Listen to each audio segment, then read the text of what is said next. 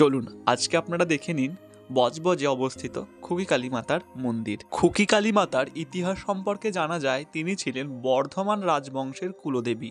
কোনো এক সময় রাজবাড়িতে ডাকাত পড়ে। ডাকাতেরা ডাকাতি করে মা ব্রহ্মময়ীর গায়ের গয়না দেখে সে মা ব্রহ্মময়ীকেও সাথে করে নিয়ে চলে আসে। ডাকাতি করে তারা বজ্রায় করে বজবজ ঘাটে এসে ওঠে এবং সেই সময় বজবজ ছিল জঙ্গলে ভরা শ্মশান ভূমি। এখানে এসে তারা তাদের ডাকাতি করা যত রকম সামগ্রী বাটোয়ারা করতে শুরু করে এবং তার জন্য আশ্রয় করে নেয় এক সাধকের কুটির। এখানে বসে তারা বাটোয়ারা শুরু করে। সাধক হঠাৎ লক্ষ্য করলো যে তাদের পাশে প্রদীপের আড়ালে কোনো একটি পাথরের জিনিস চকচক করছে। তখন সাধকের বোঝা বাকি রইল না যে সেই বস্তুটি কি। পরে ব্রহ্মময়ী মাকে ডাকাত সর্দার সাধকের হাতে তুলে দেয়। সাধক দেবীকে পঞ্চমুণ্ডির আসনে প্রতিষ্ঠা করলেন। দেবী বিগ্রহটি এক হাত সমান ছোট হওয়ায় দেবীর নাম হলো খুকি।